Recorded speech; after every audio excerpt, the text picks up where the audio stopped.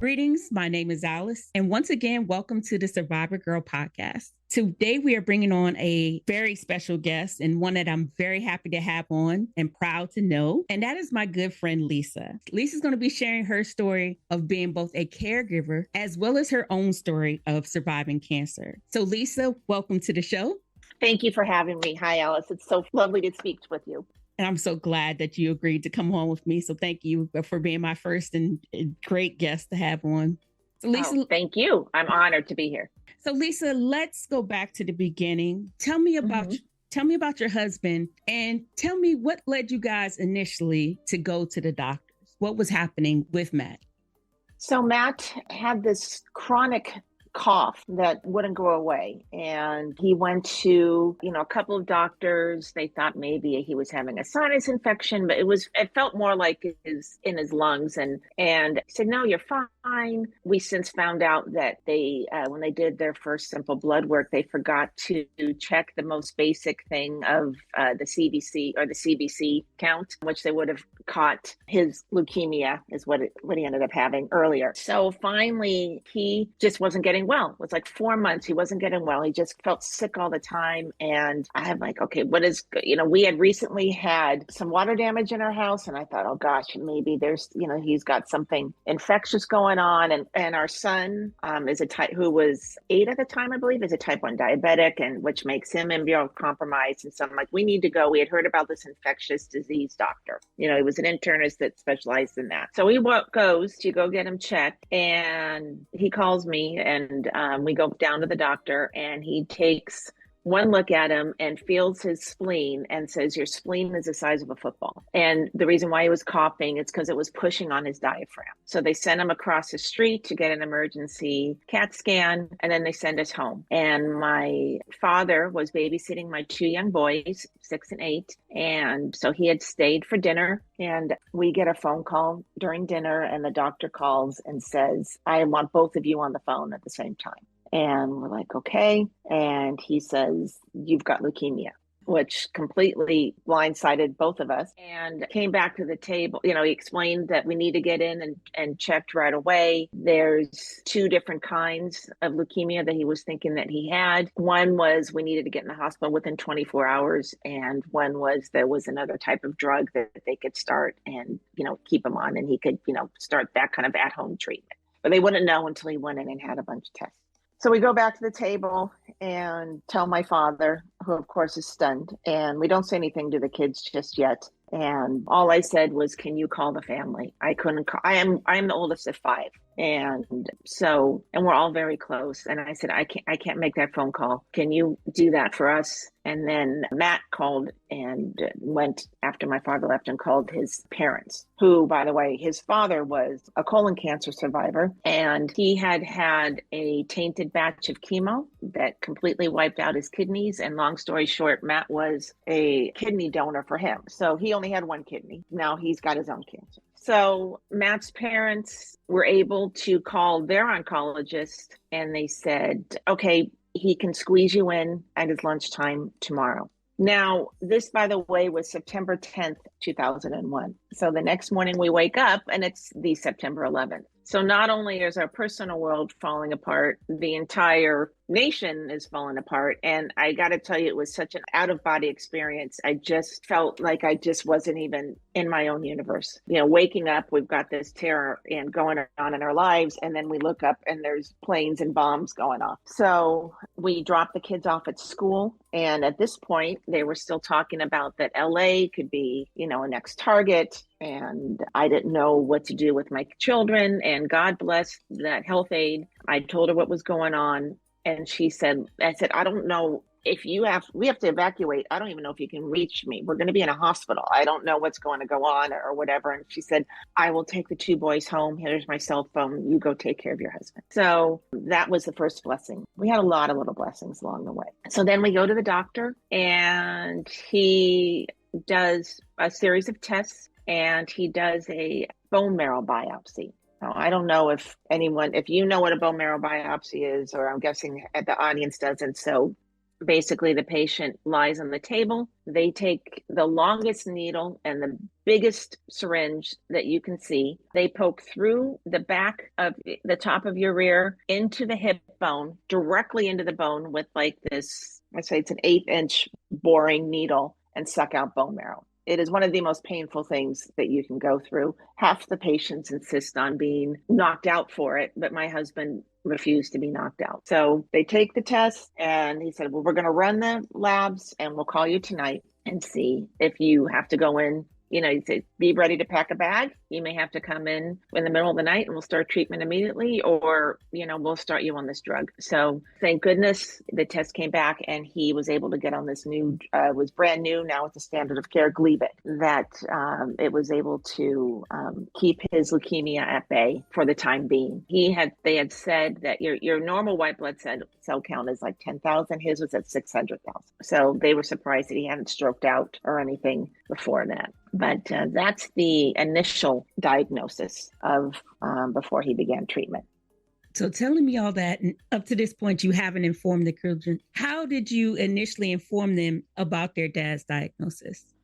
We tried to not use the word cancer, but we didn't hide it from him. We did say leukemia, but they were 6 and 8. So we figured we just figured it was less scary of a word than cancer. We did, we gave them everything, but in outline form. We didn't say he's going to have this treatment and that drug and this thing and this going to hurt. They were never there for any of the the bad procedures and all that kind of stuff. But they did know that he wasn't well and that we were working on getting him better. But we just decided we'll use leukemia. We just felt for some reason it was less scary, and they adore. My husband was a man's man. He coached everything that they were in from 5 years old to literally the day he died, and they adored their father. Not that I felt any less love, but there was definitely a father-son bonding going on there, and we wanted to protect that. So what was the process of treatment for Matt, and how long did this continue?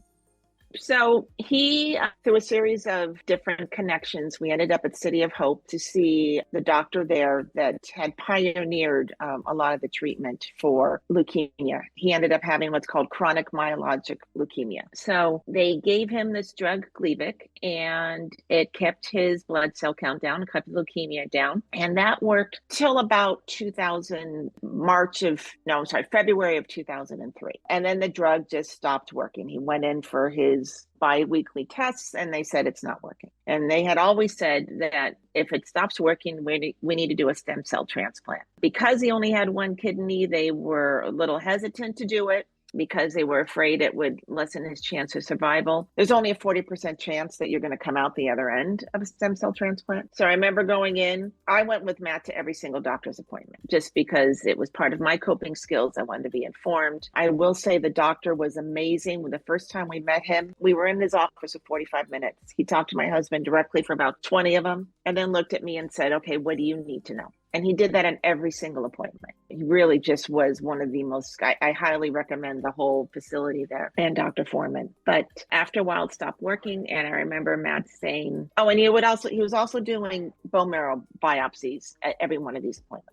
I remember the first time I went there, they said, you might want to leave because they can't handle it if I'm fainting. It is kind of gruesome. And I said, I'm not leaving him. And he said, she can handle it, which I did. But I remember holding his hand while they did it. And, but every time he did it without anesthesia. But so we come back in February, the counts are off the charts. He's like, you have to have a stem cell. And he's like, well, I want to, our son's birthday, our younger son's birthday was within 10 days. I don't remember the exact date. He said, can I do it after Nick's birthday? And he said, you won't make it to Nick's birthday unless you get in the hospital now. So we did, and we proceeded. It was an 8-week process of him being in the hospital. Between his parents and I, he was never alone, except for maybe a couple hours on Sunday. We had a routine where my mom would come Sunday night and spend Sunday through Friday with us so she could get the kids up and get them fed and get them to school and pick them up from school. I would get up at 5:30 in the morning and drive. It was a 45-minute drive to the hospital and get there before the doctor did his rounds. So it's basically, I would be there around 6 a.m. to 6 p.m., maybe 6:30 to 6:30, the exact time. One or both of his parents would come and relieve me and spend the night with him. The nurses are great, but when you're going through treatment and you're getting sick and, you don't have time to call for the nurse, just was, and it also made him feel better to have somebody there. I went there with as I said, the more information I have, the more in control I needed, I feel. And I feel like, and that was part of my coping mechanism was, okay, let's control what I can. I had a notebook. I had my questions that I had for the doctor every day. I wrote down my answers. I dated it. I had them print out his blood work every day, which actually more than once came in handy because they said, what was he last week? And I said, oh, I got it right here. But when it comes to a stem cell transplant, luckily his sister was a match. And so his poor sister, who was completely needlephobic, was gracious enough and loving enough and gave the greatest gift of all to her brother. They give her medicine for 3 days to pump up her white blood cells. And that medicine makes you sick. And then all the time, Matt's in the hospital getting prepared for the donation. Circling back to my sister-in-law, Karen, to harvest what they do, the blood cells, they put you on what's called a pheresis machine for 12 hours. She's lying on this bed with a bedpan, and she's got an IV in one arm pulling the blood out. It goes through the machine. It separates what they need. And then there's an IV on the other arm putting the rest of the stuff back in her. And so she did that for 12 hours. And all that you get maybe like a little, like 1/3 of an IV bag. That's all they need. In the meantime, Matt goes in and the first thing they do is measure him for radiation. And what they're doing, they do full body radiation when it comes to a stem cell transplant. Basically, they're going to wipe out your entire immune system,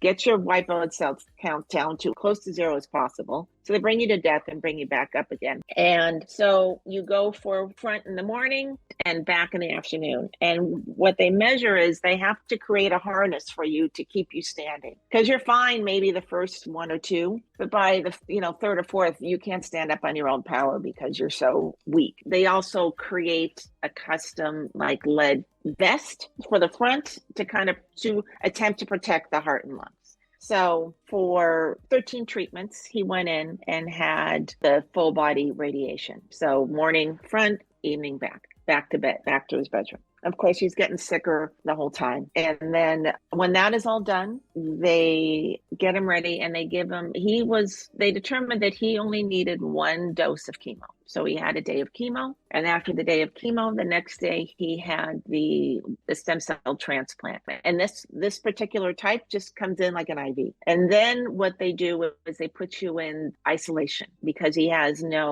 basically no immune system, and hope his sisters will take over.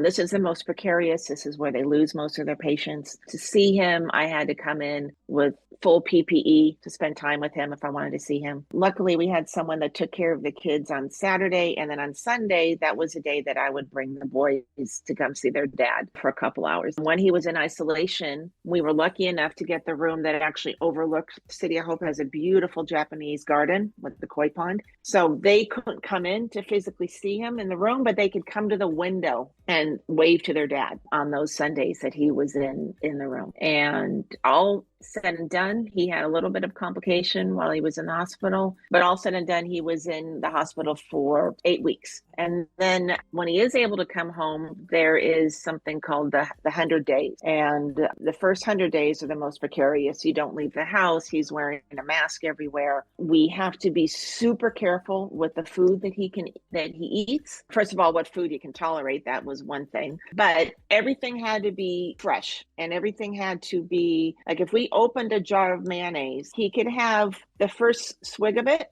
the first little, whatever you call it when you stick a knife in a slab or whatever you want to call it, but he couldn't have the rest of it. Once it was open, it was contaminated. So condiments. My father, in a desperate attempt to try and do something to help his daughter and to whom he thought of as a son, went and ordered a case of the mustard, mayonnaise, ketchup, and relish packets, a case of each, because they can have the pack. I was giving away those but we couldn't have a fruit. Like if he wanted cantaloupe and we're going to slice it, we had to really thoroughly wash the rind. So there was no leftovers. Everything had to be freshly cooked and all this stuff. And there was all this protocol of where he could go and where he couldn't go for the 100 days. And, we're at first you're back at the doctor's office every 2 days and you're back there every week. And so he made it through the initial treatment. His sister's blood cells took over and we got through that phase. We always said he could create the perfect crime because if he ever had his DNA tested, like if he left blood somewhere, he tried, something about those little CSI things, he tests as a woman. So, wow. Because he had a sister. Yes, he had a sister thing. So we used to joke with him all the time. But that was the start of his journey. He was technically in remission, but as you know, when you come to the precipice of death and they bring you back up again, there's going to be consequences. And remission only means cancer-free. It doesn't mean well. So that, there's a long story that continues on from that, but I don't know if you had any questions on what I had, talked about so far before we continue. So my question for you is, what are, I know that you're being very controlled at the time, but internally, what would you say that you're feeling in some ways while you're dealing with all of this with Matt? It was a suppressed, controlled panic, I guess. But I also, when I get not stimulated, but overstressed or over whatever, I tend to turn into like a robot mode. Because that's how I deal with it. I get very matter of fact. Okay, we're going to do this. I can't panic in front of him. The only time I would break down was when he was being an idiot and want to go to the doctor. Like one day he had a flu and 103 fever, which is highly dangerous for someone that just went through cancer treatment and had to scream at him. But most of the time it was just this and I would say I was his sentry. I was very I was paying attention. I was his advocate. I was his sentry. And then on top of that, I'm a mom. And I've got 2 boys that are wondering where daddy is and if daddy's going to come home and when's daddy coming home. And I had to be strong for them, make sure that their needs were taken. And I don't know how people that didn't, thank God, I'm close to my in-law. I was close to my in-laws as well as, my family was close by. They're both close emotionally and they're both close physically, so they could get to us at any time and help take care of our children and run the household and clean the household. I just had the bandwidth to get up in the morning, spend my 12 hours and come home and kiss the boy,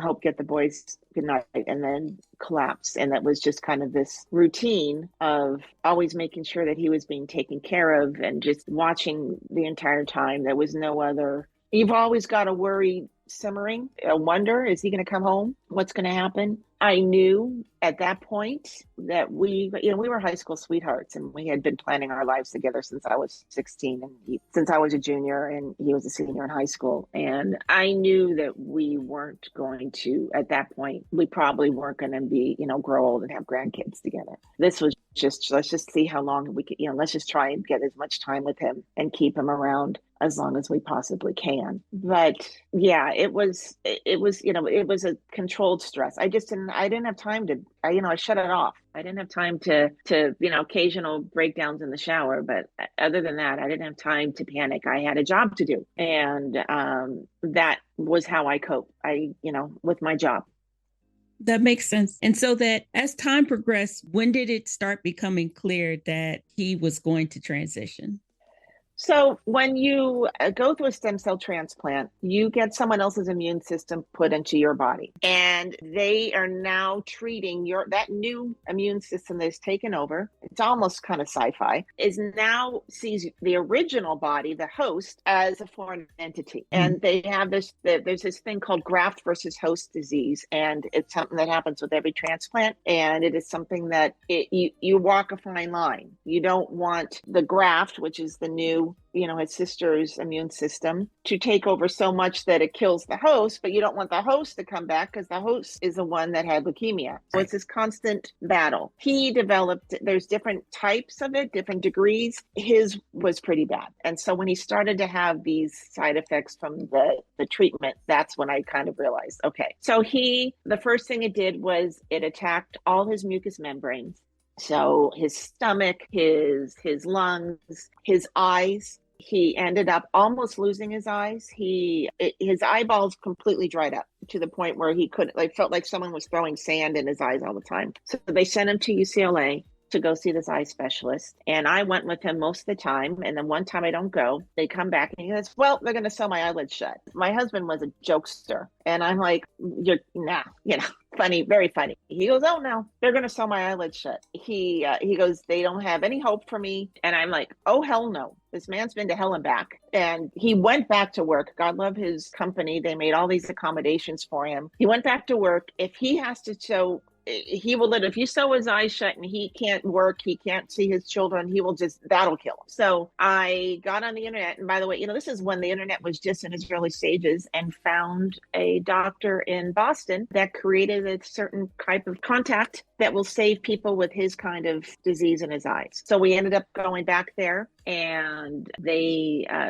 go, you're there for a week. They try all these different types of shapes. They custom make these contacts that you fill with water every morning to put in his eyes, to bathe his eyes with water. And it worked, saved his eyes. So we're in Boston for a week. We come back. But so now he's got that. So now every morning he's got to take 15, 20 minutes to clean the contacts, put the stuff in, put them in his eye, that. Then he starts doing the graft versus host also attacks your skin, and they get what's a form of scleroderma, which is hardening of the skin. So he starts getting these big, shiny, dark patches all over his body. First thing it did was it created these massive sores on his feet. And then, oh my gosh, I just realized I forgot part of the treatment that he had. A month after we got home, he started having pain in his hip, and they discovered I forgot the name of a tumor, but it was like a cluster of the leukemia cells that had kind of stayed in the hip area. So he had to go back for some more radiation and kill that little cluster, but it left him with a permanent limp. So now he's got a limp. He's got these contacts. He's got the hardening of skin that's limiting his range of motion. He can't lift his arms. He's got sores on his feet. So getting ready every morning for him, the kids never really saw this, but it was hell. It was just pure hell for him he had to do his eyes. He had to wrap his feet up and try and walk. And he worked 40 hours a week. He coached both boys in their football and basketball. So that's 2 evenings a week. And then all day Saturdays, we were doing sports, and never complained. Never once complained about, I'd see him once and I'd see him playing, but he never complained. But I'm watching him, and I'm seeing, okay, I can tell, I'm realizing more and more that he is not going to be with us forever. And I am on constant, as I said before, sentry duty. I've got a constant worry perculating. The when is circling through your head all the time. When's it going to happen? What's going to happen?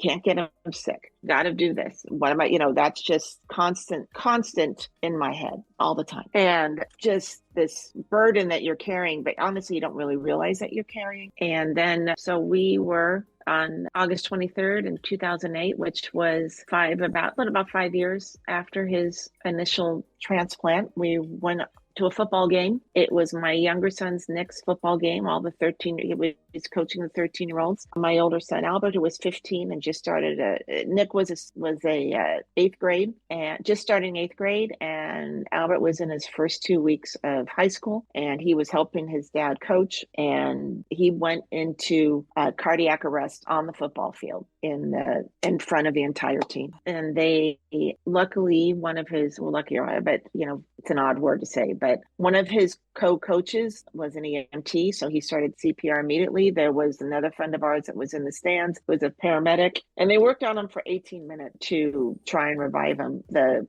ambulance was circling. They couldn't figure out how to get him in, and I could just tell that it wasn't good. I had always thought that he'd get sick and get pneumonia. We'd go to the hospital and everyone could come and say their goodbyes. And that's how I figured. That was in my little scenario in my brain. That's how it would happen. I did not expect this. I did not expect a full crowded stadium, a bunch of I told them, because I knew that Matt would want, I said, keep playing the game. He's not going to want his entire team watching him go through this. And, he loved those boys and he loved them. And that was one of the hardest things. They take us we rushed to the hospital. They put him in the ambulance. They wouldn't let me ride in the ambulance with him, which I went, okay, that's not good if they're not letting me go in the ambulance with him. So my friend drove, because I was in no shape to drive. And we follow him. We get to the hospital. They rush him in. I'm not allowed back into the room until a priest comes out and sees me and counsels me. I'm like, okay, another thing. They have me sign papers. I couldn't remember how to spell my name.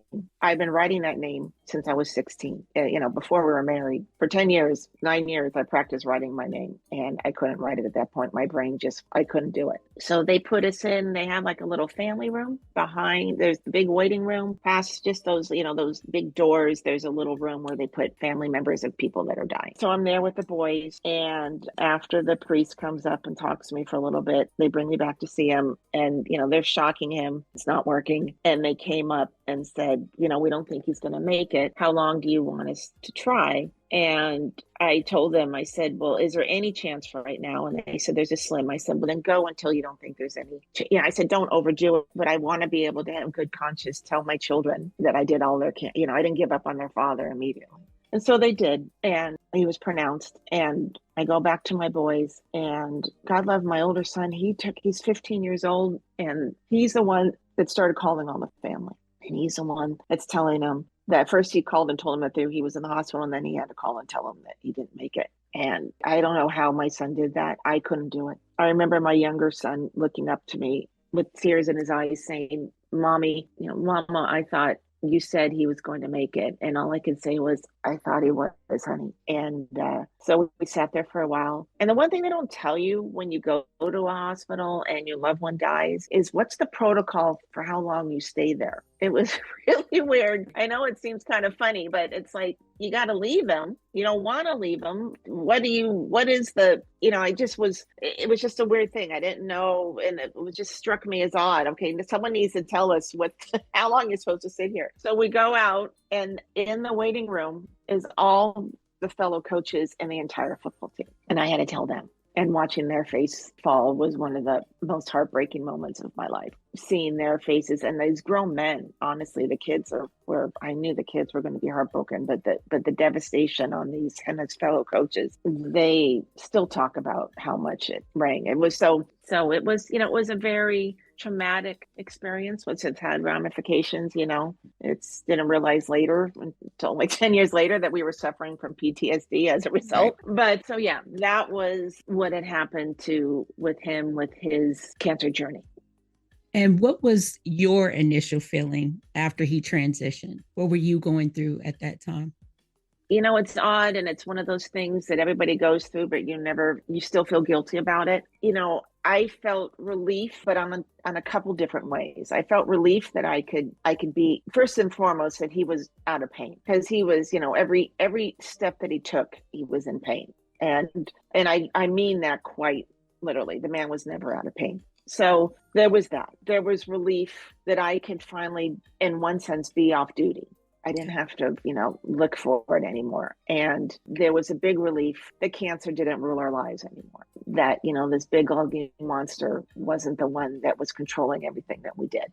And then, of course, there's the panic which comes a little later, of what am I going to do without him? How am I going to, I knew that I was smart enough and capable enough to, and I knew my strengths as a mom, that I wasn't going to do as far as I was, I was going to do the best I could, but I couldn't let myself collapse because of that. But it took me forever to figure out who I was as a single person, as a single mom, as I resented that someone called me a year later a single mom. I went, no, I'm not. I didn't want to accept the title. And, when you start dating someone when you're a teenager and you form your adult beliefs and your sense of self, you grow to adulthood together. It's a big severing. I honestly took me a long time to figure out who Lisa was, other than being Matt's. We were always a team. It was always Matt and Lisa. Always. It was never said individually. So it was very odd to figure that out. But those are the initial reactions. And it's another journey that you go through, and you go through growths and spits and spurts, and you make mistakes. But yeah, those were my initial reactions, which were enough to handle at the time. So what would you say internally changed the most for you? What about you had to change in order to continue on? I kind of kept that same mode. I took all that diligence that I had put towards Matt and the cancer to being the best mom I could be for my children that had lost their primary male role model during puberty. So I went into, okay, now I got to be both parents, which in itself was hard. I didn't know how to be, I knew how to be a mom. I had to learn how to be a dad. And, I since learned, probably shouldn't have expected that of myself. And, I know I failed a lot, but I did the best I could with what I had at the moment. But I went into hype. I was the team. I kind of took over his role with the team. I was the team mom. They were on the football. I was a team mom. I was a team manager. I was in charge of everything to do with that football team. I did everything but coach. The coach did coaching, and then I did everything else. So all through their high school years, I poured myself into my kids as much as I could. And I was still trying to figure out how to be myself and how to feel secure. There were times I would meet people for, after a game or after, let's go meet at Claim Jumper or something for a drink. I couldn't walk in by myself. I couldn't walk in and be the first one there. If I knew someone was waiting in there, I could go meet them in there. But I couldn't be the one waiting for someone else because I just felt so raw and exposed. And it literally gave me a complete panic attack to have to. So I would wait for people outside in the parking lot. I'd either wait in front of the restaurant because I was always early. So I was always the first one there. I'd sit in my car and look out the window and, oh, look, I just got here too. But that's what I did for, about the next 4 years. So years later, now you have to face your own battle with cancer. Right. Now, what was your reaction to realizing that now you were having to face a form of cancer? It was kind of surreal because it wasn't something that I was, expecting. I since found out my friend's sister is a very well-known physician, and she's like, well, of course she's going to get cancer because of all the stress that she went through for 8 years with her husband. I mean, it's actually a common thing. But it was just very odd. I mean, and then I had the hardest part was telling my children. My oldest son was away at college. Just the other one was a senior in high school. Knowing the minute I said I had it, because now they're on the path. They're on the verge of adulthood. I can't say, I can't call it something else. I have to call it breast cancer. And knowing that it's just going to send waves of panic through them. They lost their dad to cancer. Now mom's got it. What the hell? My son was up in Santa Barbara, and he's like, should I come home? And I'm like, no. There's nothing you can do. What are you going to do? Finish school. So yeah, my initial reaction was kind of just a little bit of stunned. Okay, now what do I do? I don't know. So that was my initial reaction. So knowing what Matt went through and now you facing this, tell me about survivor's guilt. Did you feel your own battle was, let's say, insignificant in comparison to what Matt went through? Oh, completely. So much so that I had stage 1, the size of a pea. I only needed a lumpectomy. I didn't have to have chemo. I did have to have radiation, but it was localized radiation. It was, I didn't have to have a harness like my husband did. I wasn't going to, once I went through treatment, I had less than a 3% chance of it reoccurring. There was very little doubt that I was going to survive it. There was maybe a 1% chance that I wasn't going to survive what I had compared to my husband only had a 40% chance of surviving, and ultimately he didn't. So yeah, as much as I just didn't feel like my cancer counted as much, it was, okay. I mean, to me, it was more like a really bad flu that lasted for a year. I mean, when I think about and even when my husband got sick, I researched what hospital we should go to. What's going to have the best. I narrowed them down. I asked people, asked advice, and we purposely went out of our local area. I mean, luckily, I live in the LA area, so I've got a bunch of people within an hour. But there was a hospital right down the street. I was like, you're not going there. They're not good. But it was fine for me. I can. Mine's not that bad. I can go there. And I did have I had decent care. I'm not going to say I didn't have decent care, but they weren't like tops in the nation care. But part of it was too, I didn't have a spouse now that could take care of kids and stuff like that. I didn't have the luxury of being away for back and forth, having someone take me to a doctor's office that was an hour away and bring me back. So that was also another reason why I picked the place in my local community. But yeah, I just didn't think that, I honestly didn't like telling people that I had breast cancer, even though I had a lumpectomy and I had radiation, and it has caused some long-term damage because of the radiation. But again, it just didn't seem worthy of the title, which is kind of a stupid thing, but that's how my brain was working. Saying that, how did you ultimately end up working through those feelings? I didn't realize I wasn't self-analyzing for a long time. Caregivers, and then I still felt myself in a caregiver mode because I Mhm. had my children. You tend to dismiss your own feeling and your own, and then if you do feel sorry for yourself, how is how you put it, you feel guilty, tremendous amount of guilt. And then you're like, I can't do this anymore. And then you feel guilty about that. I've since found out that the depression rate among caregivers is more than double it is than patients. But the first thing I did is, again, I realized after the fact that I delayed my grieving until the kids were out of school. I just put it aside, just kind of put it on a shelf. Don't have time to deal with that. Of course, I had some crying jags, of course, but I delayed the process of grieving. And when the kids went to school, I've always been a writer from time to time. And I started writing, and I found this online outlet that said, hey, your writing's pretty good. We'll publish it. And I just started purging everything in pieces about losing my husband, handling grief, being a mother of two boys without their dad. I just wrote and wrote and wrote and wrote. And I remember the first couple of things I wrote, my mother called me in a panic going, oh my God, are you okay? Are you okay? And I said, yeah. I said, actually, this is helping me. This is helping me grieve. I didn't want to go see a counselor, which in hindsight was probably the wrong thing. I should have gotten counseling immediately. So should have my children. But this was my way to purge all the guilt, all the pain, let people know what was really going on. Because as far as everyone else knew, I was doing great. And I was just so strong for doing this and for raising the boys without their dad, and then going through cancer myself. Look at you, look at how wonderful you are. If one more person called me strong, I really wanted just to slap him. It was either slap him in the face or kick him in the groin, one or the other. Because if you only knew what was going on behind in my brain and in my heart and in my gut, that you would not call me strong. And please don't call me strong.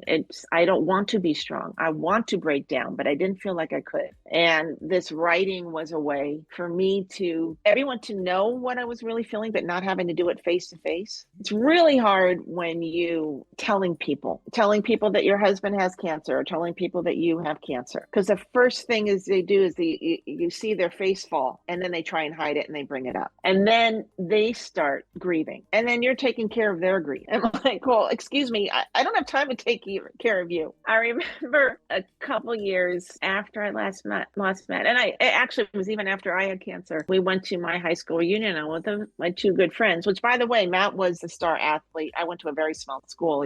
Everyone knew him. This is the first time I'm going to a reunion now after his death. And I said to my girlfriends, I'm like, I just want to have fun tonight. If someone comes up and gives me that, oh, I'm so sorry face, please just take me away, or change the conversation, or do something, right? So that's all I asked of them. So we walk in, and one guy comes up that I knew, he was a crier in high school. I knew damn well he was, and he comes up to me and he says, just starts bawling, and they just bolt. And I'm like, I'm pissed. I'm like, what? I just want to have fun at my reunion. Why do I have to console this guy? It's what first time I'm out and about. But yeah, you just find these. But the writing was my way of processing my grief, albeit almost 10 years later. But that's how I process it, and actually gained like a little following, and worked with other people in the process of other people that read my writing that had gone through the same thing. And I kind of formed a little, writing community, which really helped me.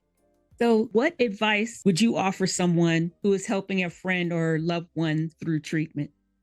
There's two things, because I don't think that your loved one needs to have an advocate. And I'm very proud of what I did for that part. I mean, there's always someone, and I will say anyone that's going through cancer treatment, get yourself an advocate. Get yourself that's going to come with you to the doctor's appointments and stay with you in the hospital, because there's you have cancer brain, and it's not even the cancer. Your brain is not functioning correctly because it's so overwhelmed. So someone that can ask the questions for you, someone that can call you out when the doctor asks you, when you say you're fine and you're like, oh hell no, you're not, that kind of thing. And then do that, but on the other hand, don't beat yourself up for when you fail. Don't expect too much of yourself. Don't please go to when they offer you, because most hospitals do, especially if they have an oncology center, when they offer you family counseling or you get counseling, go. And it's okay to feel guilty, and it's okay to feel sorry for yourself, and it's okay to go through you're not lessening their cancer anymore. You are not, you're not diminishing yourself. Take some time for yourself, because if you're not well, you're not you can't take care of them properly. And I since found out, I since realized that there were things in our personal relationship